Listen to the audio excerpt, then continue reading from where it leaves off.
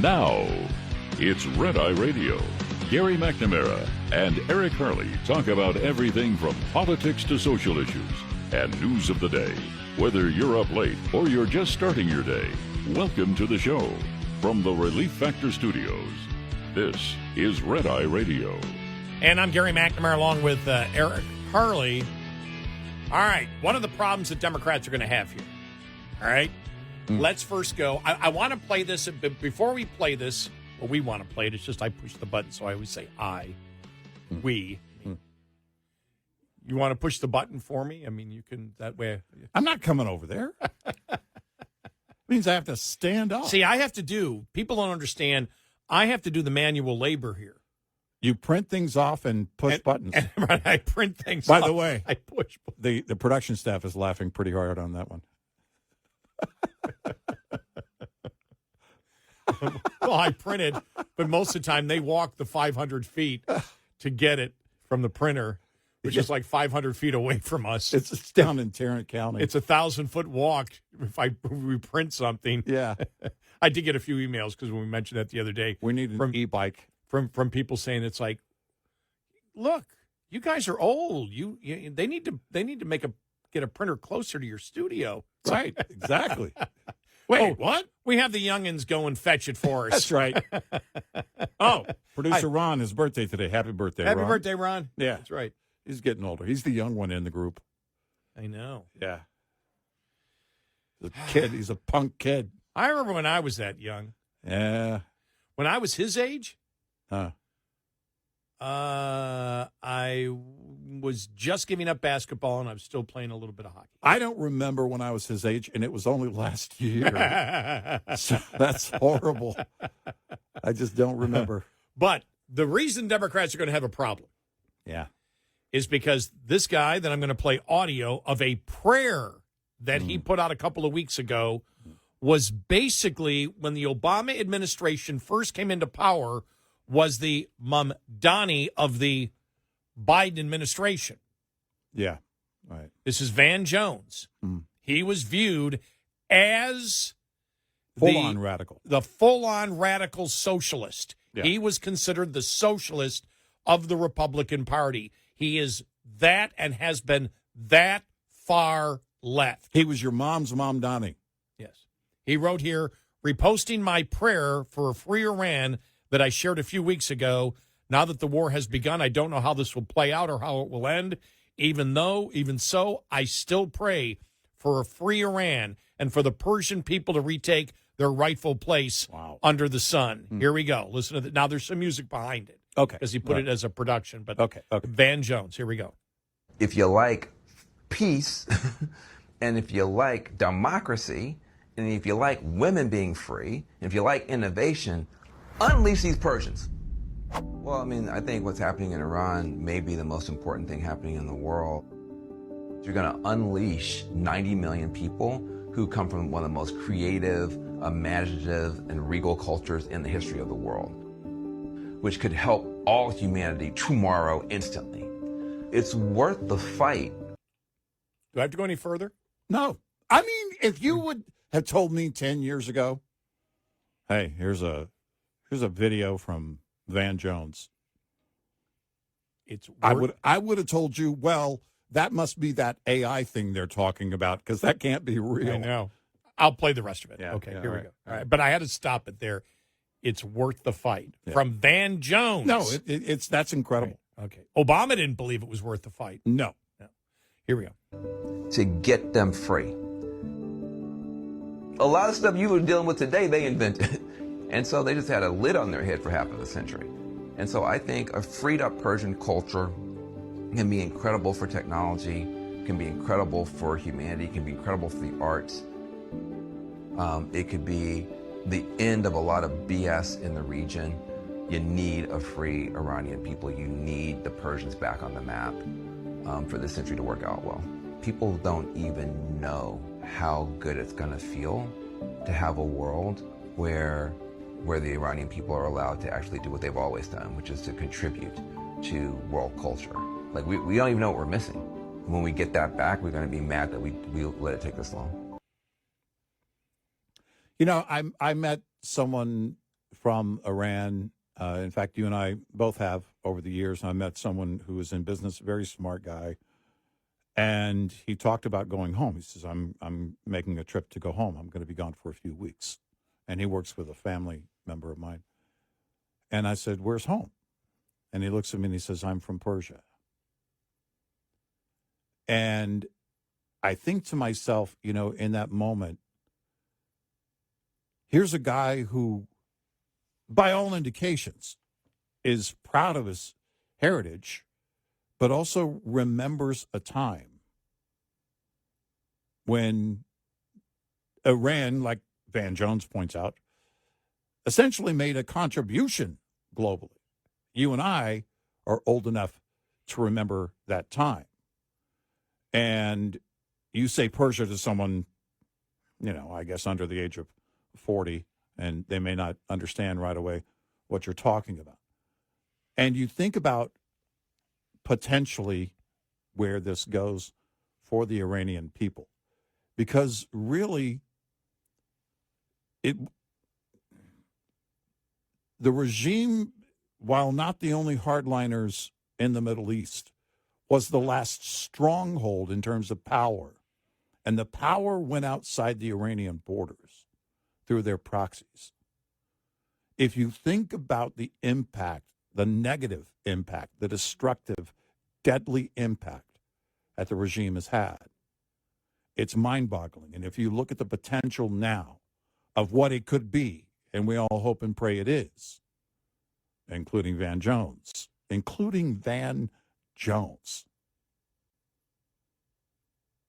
then it paints a very good picture for the future of that region, and I believe the rest of the world, but also sets a new tone for terrorism. Because the question has always been, on the war on terror, well, it's never going to end. What changes? What changes in the war on terror? Well, Iran being the largest state sponsor of terrorism globally, over and over and over again. Not that there won't be terrorism, but not only do you cut off the head of the snake, you cut off the legs of the animal that runs with the snake, and that becomes something that is forever. I mean, a pivotal moment globally. Well, when you think of, number one, the Abraham Accords, when you think about the possibility of Saudi Arabia now, because it's clear with what we know about Saudi Arabia.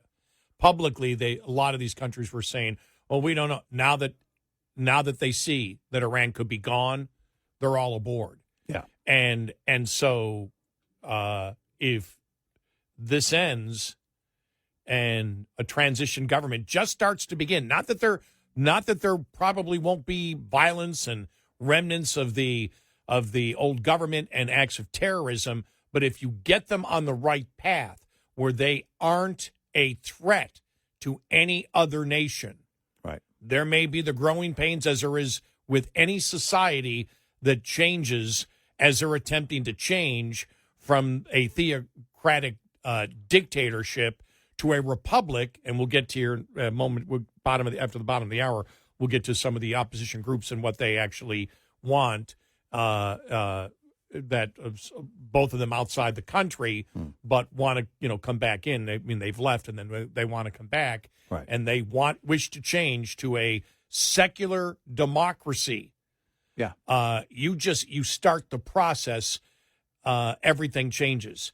Not only possibility of peace in the Middle East, peace agreements between Saudi Arabia and Bahrain, United Arab Emirates, possibly Egypt, maybe Syria.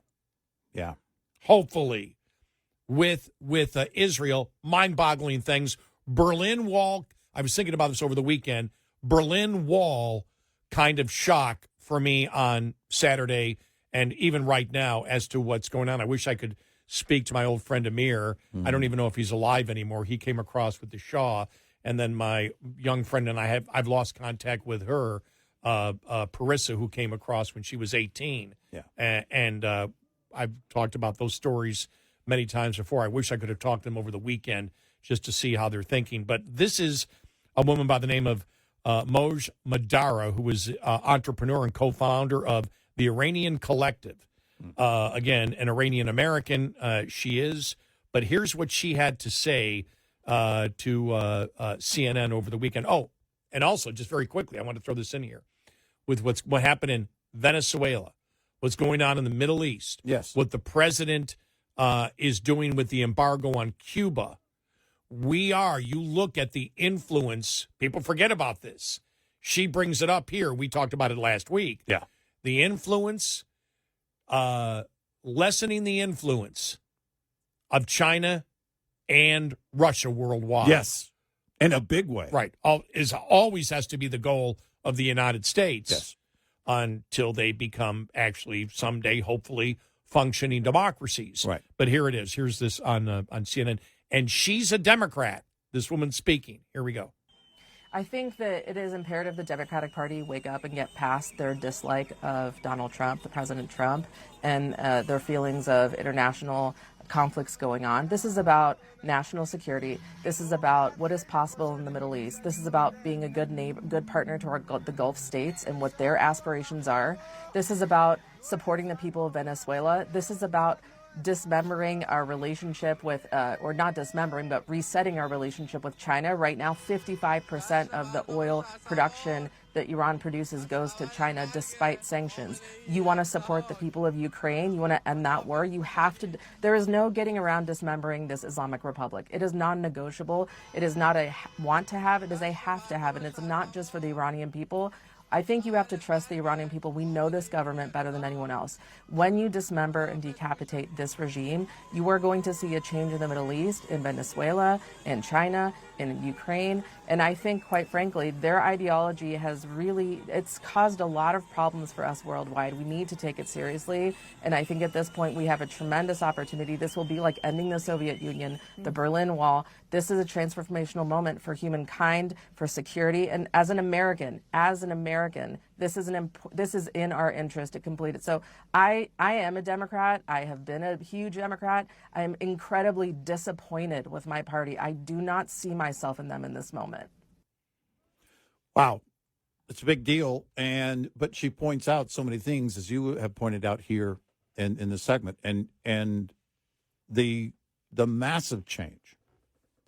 Again, I think there was a very key moment in the president's trip to the Middle East and sitting down with those nations. And remember, on that trip, he did not visit Israel by design, because it was about what the future of those nations is going to be, right? Here's one path, and look at this glorious path. Look what it means for your country. You don't have to become the United States. But there has to be change, and there has to be an all-out refusal to embrace or facilitate terrorism. But it all starts with Iran. And remember, after the bombing of the nuclear sites in Iran, the global reaction quickly became, and it was a consensus essentially, that this is on Iran. And you look at the handful of nations that were hit with Iran strikes over the weekend, and they were basically saying, listen, we reserve the right to defend ourselves. Iran tried to cover up and say, well, we were just hitting American interests. Nope. You're lobbing missiles at us, and we reserve the right to defend ourselves. That is further indication that these other Arab nations know that Iran is the last stand. It's the last hill to conquer in this war. To eliminate those hardliners, to eliminate the behavior of those hardliners and the future of those hardliners. And that was done to a great degree over this weekend and continues as we speak. We are Red Eye Radio. Brought to you by FPPF, Fuel Power Max. The IFTA tax program redistributes tax revenue to states based on your actual miles run. Thus, the truly cheapest fuel can only be found if you subtract federal and state taxes and state surcharges from the pump price to compare. The strategy means that you buy without regard for whether you are paying more at the pump in taxes. IFTA also considers state surcharges, which complicates the fuel buying strategy. Indiana, Kentucky, and Virginia have per gallon surcharges. Connecticut, Kentucky, New Mexico, New York, and Oregon have per mile surcharges. While some owner-operators buy only enough fuel to get through surcharge states, this practice can backfire, depending on the actual cost of the fuel in each state. When comparing fuel prices, always remember, pump pride minus taxes equals the real fuel cost. Owner-Operator Business 101 is provided by Overdrive's Partners in Business program. Go to overdriveonline.com to the Partners in Business section of the website for more detail on this and many other topics. Brought to you by Shell Rotella. With advanced synthetic technology is designed to help keep your rig running with more mileage and less maintenance. Lines open for your calls. 866-90-RED-EYE on Red Eye Radio.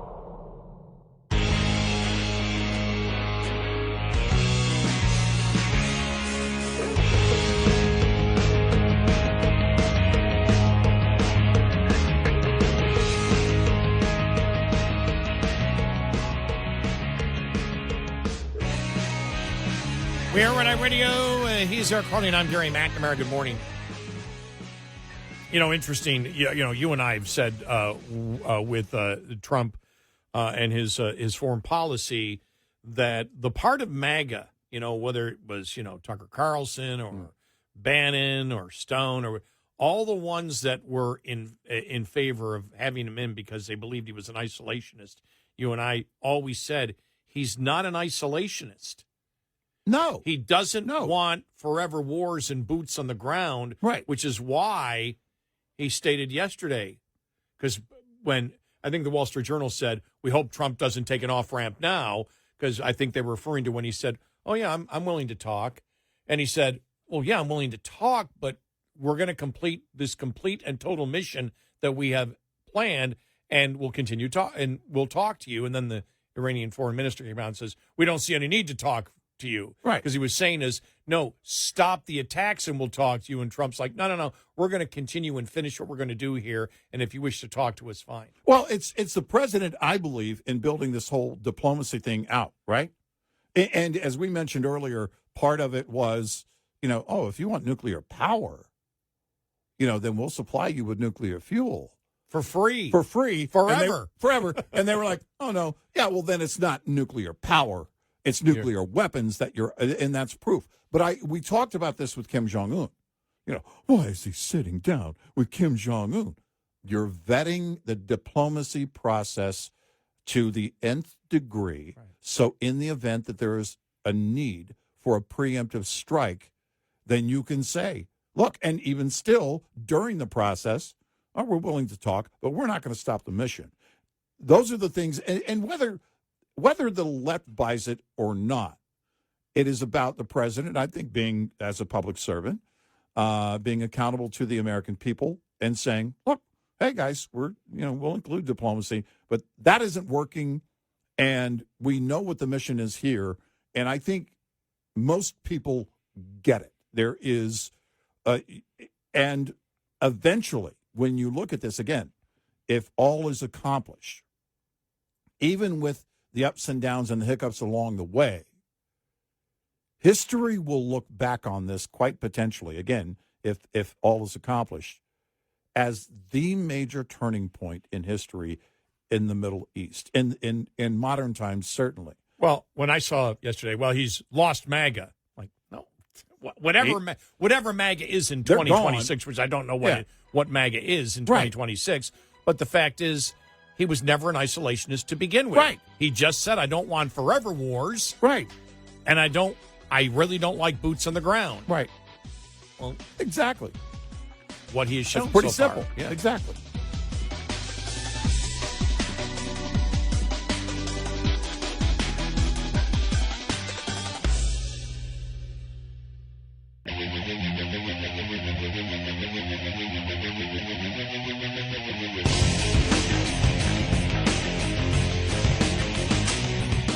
listening to Red Eye Radio from the Relief Factor Studios. And he is Eric Harley, and I'm Gary McNamara. Welcome and good morning. You know, I was just, well, by the way, download our Red Eye Radio app, and you can listen when you choose. I was thinking of Mark Kelly and his response, which was just idiotic. But he said, you know, Trump has to explain. He did in the speech. He did. Now, you have to reiterate over and over again, I believe, Yes. communicate effectively. Right. But the fact is, you didn't need, I mean, I thought, and I parse that, when I listen to the speech, I'm listening for anything that I believe he was going to say wrong on it. Yeah, right. And when he was done, I'm sitting in my hotel room in Buffalo, New York, and went, wow. Yeah. He covered everything, and everything he said was exactly right and was exactly the right messaging, here, because he talked about the fact that, you know, we're liberating them.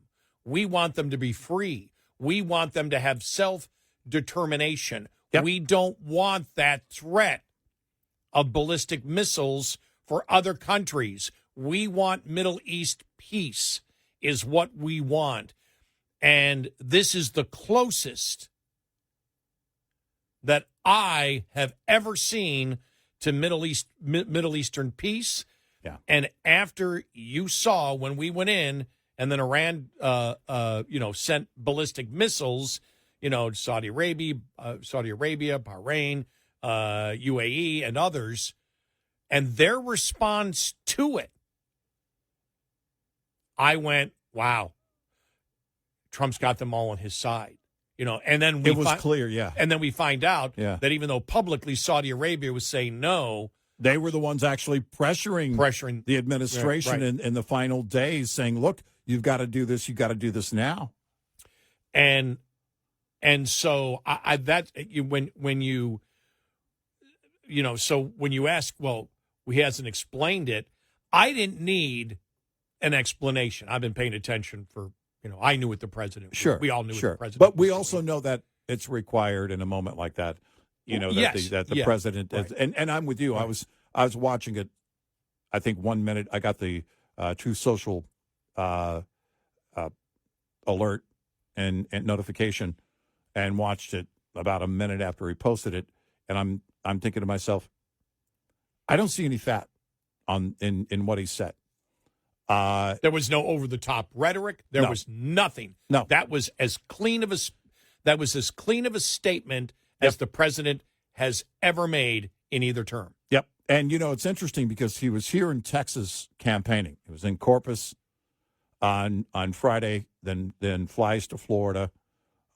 He was, and some of the media that witnessed him, well, he looks tired. He's been traveling a lot. There's been a lot going on. But you look at his resolve, but it really was about not so much a president's resolve, but what the mission is, lining the mission out very clearly. That's why I was actually fairly pleased with Lindsey Graham's appearance on Meet the Press. And it's because he was able to debate Kristen Welker a couple times. He says, well, I've been saying it, I'll say it again, basically had to repeat points because she was trying to come at him at every different angle, of course, and she couldn't. And she couldn't undermine Lindsey Graham in that moment, and I think he did a good job as a surrogate in lining it out. And the fact that it's up to the Iranian people. We're not going to occupy. We're not going to control what's going on here. We're not going to be in charge of the future of Iran. That's up to the people of Iran. The influence is very clear of what we have in terms of offering incentives for a better and freer Iran. That part of it, we're in control of. Boots on the ground and occupying Iran is not the point and doesn't need to be the point. And I think that's the difference you get with this president. Also, the technology you get, because this president has demonstrated in its first term and second term. You look at the killing of Soleimani, the father of, in his first term, the father of the roadside bombs, of IEDs. It didn't stop the use of IEDs, but it sent a message that the person directly responsible for killing so many Americans, we're going to take him out. Boom. One swift action, we take him out. You look at before that, the taking out of ISIS in eastern Afghanistan with the Moab. Again, one mission that takes out a great infrastructure for at that moment for ISIS, because they had that cover, or not they had that cover, in eastern Afghanistan, even though the government then didn't want them there.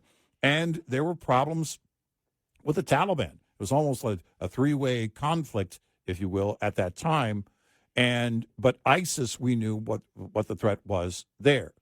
All of these things that the president has done, and then taking out, in the second term, taking out the nuclear facility, Iran's nuclear facility, was such a big deal for those of us who lived through it, if you understand the entire history and the importance of that. In the days and months after that, there were questions, because you and I were asking the question even recently. Well, wait a minute, you say that you've taken out their, you completely obliterated their ability, and that clearly there's a concern now that, no, they have ability to build that system back. If it hasn't happened, at this point, it's not relevant. The fact that they're still on the road to rebuilding that and having missile capability that could reach far from their borders is a big, and I believe poses an immediate threat. Now, immediate is a word that it doesn't mean it will happen tomorrow. Doesn't mean that they were going to attack next week. But if they have that ability, at any time they could attack, and that's the difference. And I think the president vetted that in that 8 minutes. Then another speech, a shorter speech during the afternoon on Sunday. This is what you need to hear, because there is a mission. This is, the left is going back to the old, well, what's your exit strategy thing here? Well, we haven't entered. We don't have troops on the ground. Yes, we have weaponry and certainly a sizable presence in the region. But in terms of boots on the ground, it appears that is not going to happen. And they have the technology to precisely go after specific targets in Tehran, which, by the way, was very impressive, because that would be the great concern. Now, Tehran being this huge population, you want to make sure that you're getting those targets specifically without any collateral damage. And they have done that to a large extent, and that's what you aim for.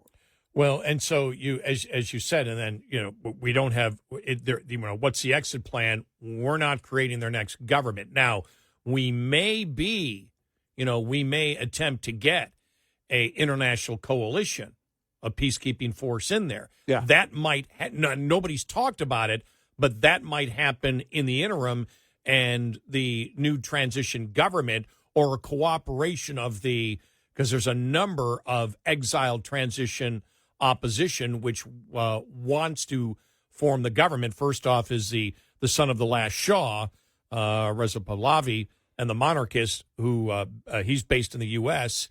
They advocate a secular democratic Iran and indicated a willingness to lead in a political transition. Then you have the National Council of Resistance of Iran. Maryam Rajavi leads that one. This is, again, a well-structured organization.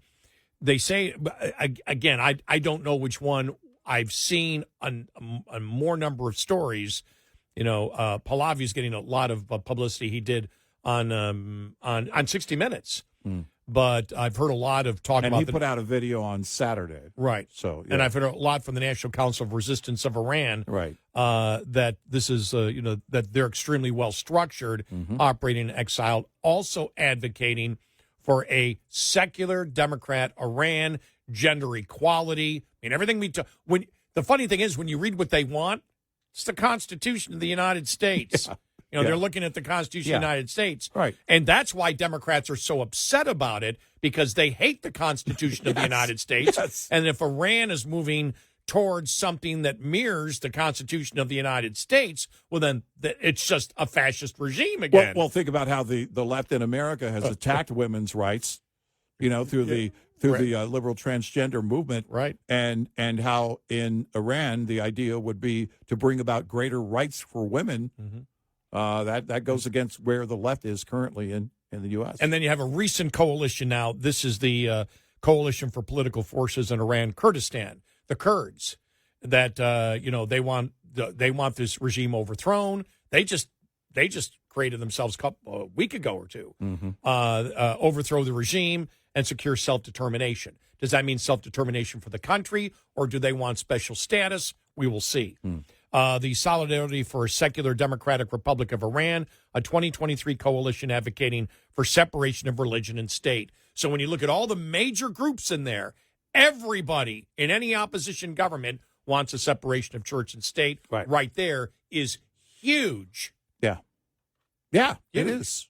I mean, that's and again, the region, other Arab nations, looking at this, it is not a small thing for the Iranians who are here in the U.S. to be dancing in the street and celebrating. You know, well, by the way, they use separation of church and state. What I would say is what they want are First Amendment rights that we have.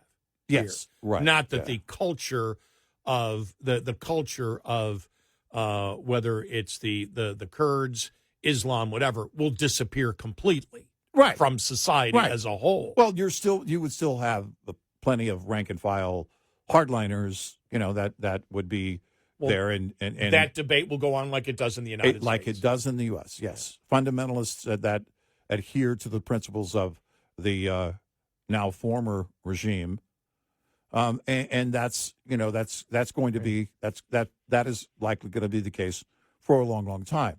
But if you look at other nations, you look at Turkey, for example, who is predominantly it's Sunni Muslim, but there is, and I guess I'm not the expert here, but you are free to practice whatever religion. Again, the majority is Sunni Muslim. You look at the other nations where, again, it's not about that it becomes the U.S., right? But it becomes all right, we may not agree with it. We're not going to do anything about it. There isn't going to be this hardline approach, and certainly isn't going to be a massive funding of proxies to go out and kill individuals globally. That can no longer stand, and will no longer stand as long as this administration is in power. And I'm grateful for so far how this thing has turned out. I pray it continues to go. And from what I know, the three major groups that I mentioned, because the Kurds are more regional. Yes. Non-nuclear Iran. Yes. Right. Yep. Yeah. Yes. Yeah. We are Red Eye Radio. We'll be right back with more Red Eye Radio with Eric Harley and Gary McNamara.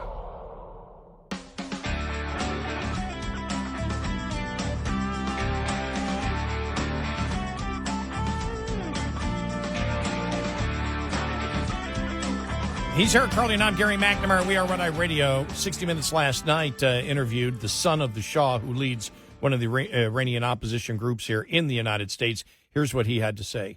What is your message to President Trump? My message to President Trump is that I'm here to echo and join millions of my compatriots inside and outside of Iran to thank him for having done and having the courage to do what is not easy, but intervene. And he will go down in the annals of Iranian history as the most celebrated foreign leader that changed the ball game and changed the world as a result.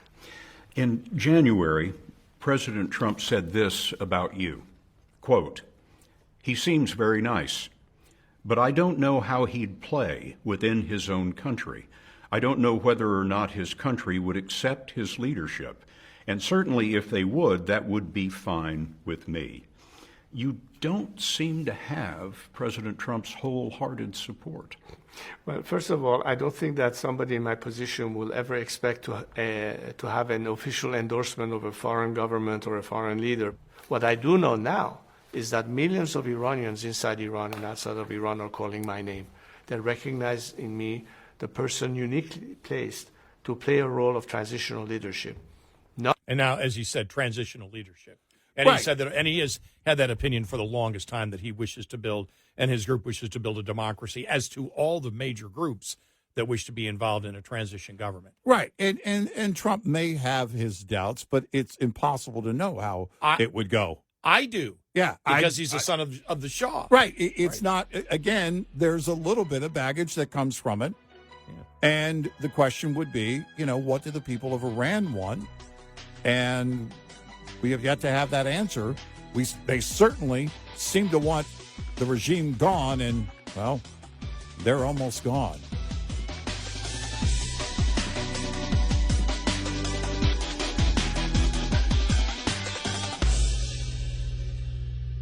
This is Red Eye Radio on Westwood One.